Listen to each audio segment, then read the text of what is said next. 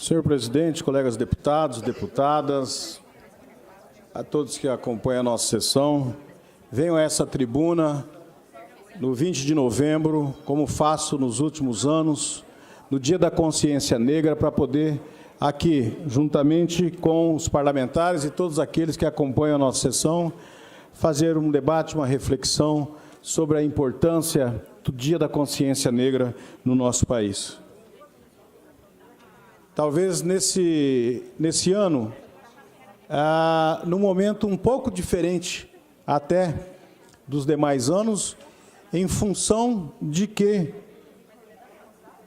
após um período de uma disputa eleitoral intensa e fervorosa no nosso país, discutiu-se temáticas importantes, e uma delas que eu vi no centro das discussões, inclusive, foi as ações afirmativas, aquelas que buscam fazer, ao serem implementadas, criar um estado de justiça e um estado de solidariedade e fraternidade maior do que o estado que nós vivemos.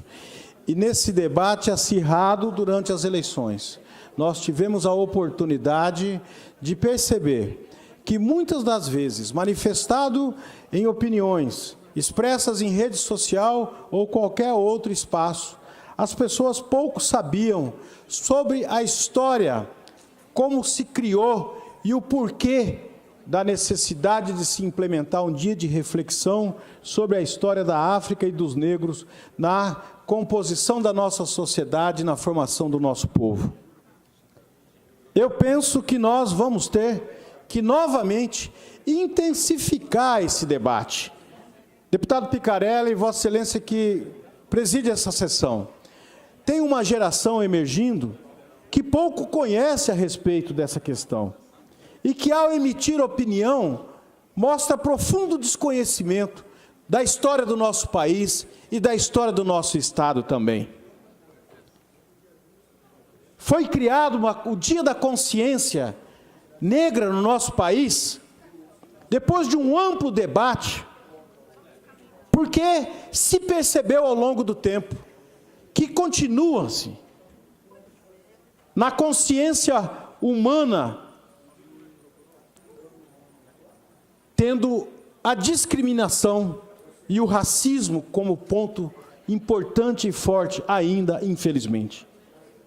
Por conta dessa consciência racista e preconceituosa, se discutiu e se implementou e se fazem reflexões e ações afirmativas importantes sobre a consciência negra.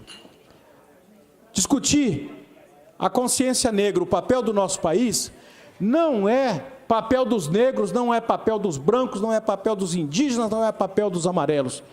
É papel das pessoas de bem, das pessoas que querem, no mínimo, respeito à diversidade, democracia de oportunidades, democracia racial. Sabermos viver na diversidade, respeitando ela, é fundamental. E nós não podemos, num momento como esse, ao invés de respeitar, aprofundar as nossas diferenças. Não é justo que um país que escravizou os negros por mais de 300 anos, tendo isso como política de Estado, não possa fazer ações reparadoras a essa história cruel, que faz parte da história do nosso país.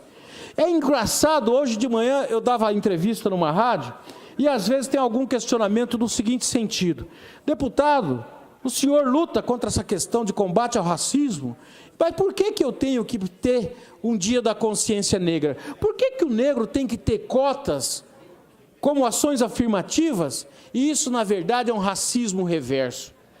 Olha a lógica do pensamento simplista, que não quer se aprofundar na verdadeira história do nosso país. Por que é necessário se fazer esse debate? Primeiro, pela história do nosso país, por mais de 300 anos de escravidão do povo negro.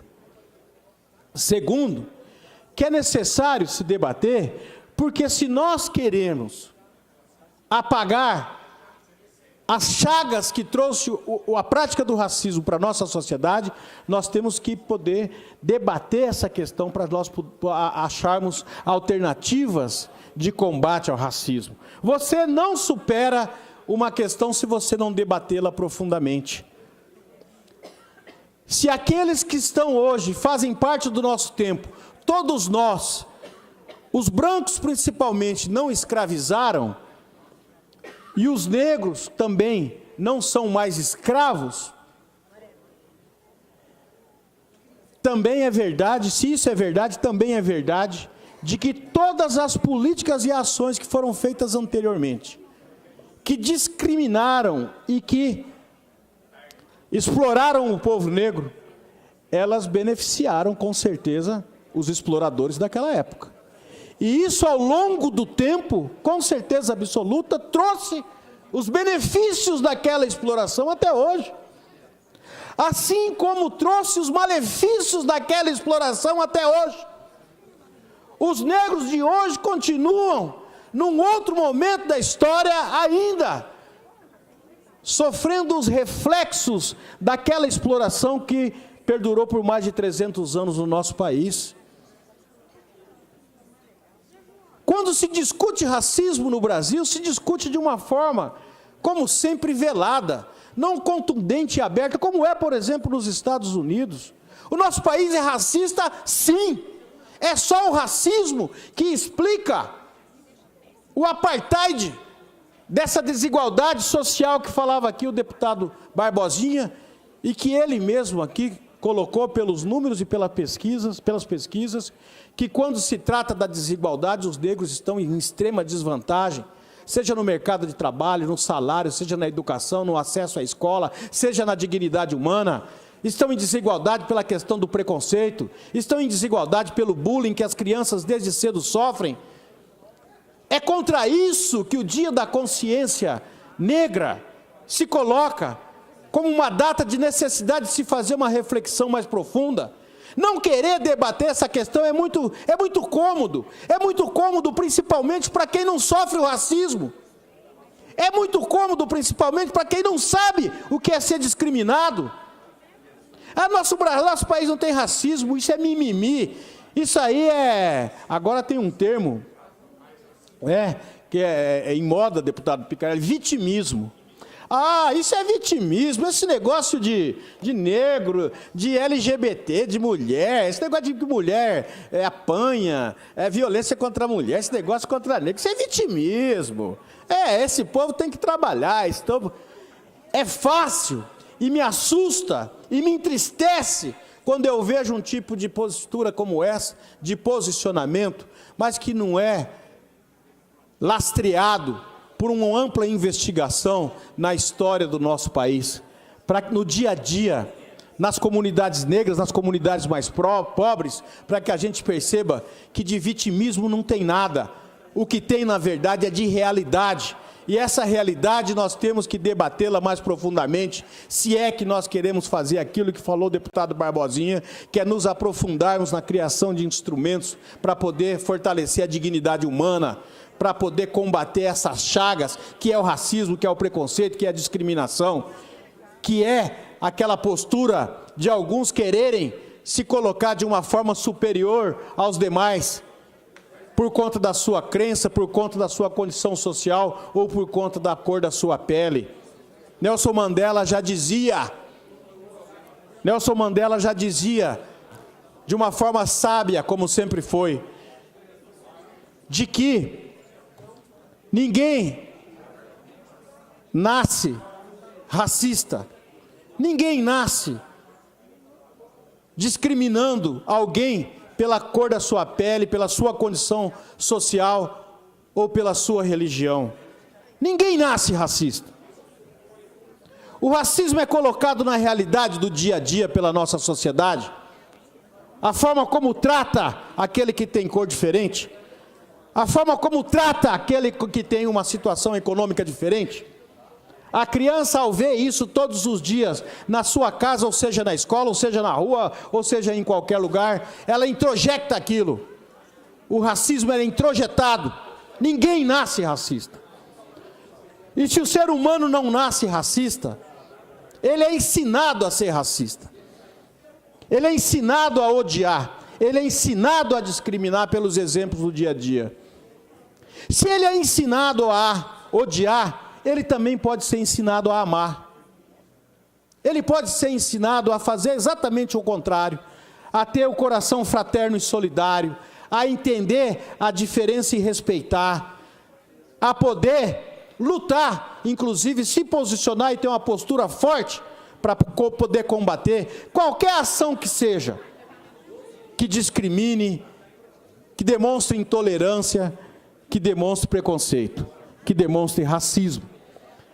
Portanto, é isso que ensinava Nelson Mandela. Se o ser humano que não nasce racista, ele é ensinado a ser racista, ele é ensinado a odiar, ele pode ser ensinado também a amar. E é isso que nós temos que fazer. E é isso que nós buscamos quando fazemos um debate, quando vimos para a tribuna, enaltecer, valorizar e fortalecer, e rogar aqui aos homens públicos a necessidade da permanência, da reflexão no Dia da Consciência Negra, na necessidade da criação de instrumentos eficazes que possam efetivamente significar combate ao racismo, combate ao preconceito, combate à intolerância.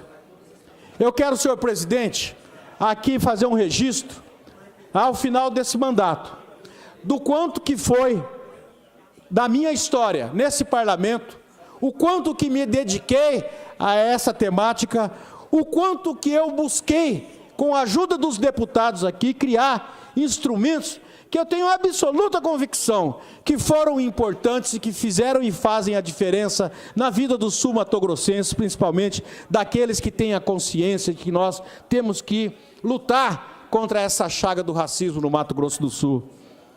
Com a ajuda da maioria dos parlamentares aqui, aprovamos leis importantes. Aprovamos lei, por exemplo, que criou cotas no serviço público do Mato Grosso do Sul. Em 2008, apresentei esse projeto. Fizemos um amplo debate, aprovamos a lei. E hoje, a lei, que inicialmente previa 10%, é de 20% para negros no serviço público do Mato Grosso do Sul. E tem um detalhe importante que eu quero ressaltar. Foi que quando discutimos e apresentamos esse projeto de lei nessa casa, em 2008, as pesquisas mostravam que tinha menos de 2% de negros e pardos no serviço público do Mato Grosso do Sul. Menos de 2%, deputado Enel. E hoje, são mais de 11% de negros e pardos dentro do serviço público do Mato Grosso do Sul. Portanto, uma medida efetiva, uma medida concreta, que os deputados dessa casa ajudaram a aprovar. E vários deputados, como Vossa Excelência, deputado Maurício Picarelli, que era deputado comigo em 2008, e outros deputados aqui na casa, que ajudaram a aprovar essa medida, podem falar para o resto da sua vida, para a sua família, para os seus netos, para os seus bisnetos, para os seus amigos. Eu ajudei a aprovar uma lei que combatia o racismo, promovia a igualdade racial no meu estado, e uma lei que fez a diferença, que com 10 anos de implementação, fez com que de menos de 2% passasse para mais de 11% de negros dentro do serviço público. Deputado Picarelli, além disso, eu tive a oportunidade de aqui aprovar também, com a aprovação dos demais deputados, a lei, por exemplo, que criou o Orgulho Crespo, e que teve deputados aqui que, quando eu apresentei o projeto, eu sei que de uma forma não irônica, mas às vezes na busca de se fazer alguma brincadeira, deputado, o dia do Orgulho Crespo, será que não tem um projeto um pouco mais importante do que esse do dia do Orgulho Crespo? E eu tive a paciência de conversar com vários deputados, obviamente, eu sei que era uma brincadeira, mas para poder fazer a seguinte reflexão, deputado Enel. Só sabe o que é racismo quem sofre o racismo. A dor imensa. Eu tive em Nova Andradina, deputado Maurício Picarelli, porque quando apresentei o projeto do Orgulho Crespo, eu busquei homenagear uma jovem de Nova Andradina que tinha se suicidado, Karina, tinha se suicidado por conta do bullying que ela sofria na escola, por conta da cor da pele, por conta do cabelo, por conta dos traços de negro. E ela se suicidou. Porque não é toda pessoa que trata com a questão da discriminação como a maioria trata, fazendo um enfrentamento, fortalecendo a sua autoestima.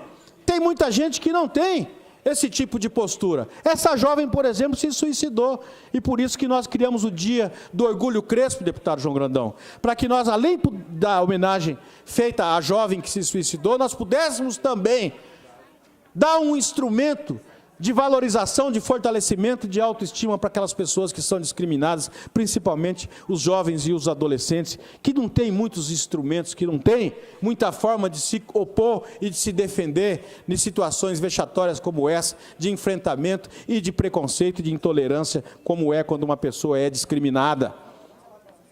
Aprovei aqui também, com a ajuda dos colegas, em 2010, o Dia da Consciência Negra, como feriado no Mato Grosso do Sul, foi aprovado, deputado João Grandão, por esta casa. E em 2011, o Tribunal de Justiça cassou essa lei numa ação da FEComércio.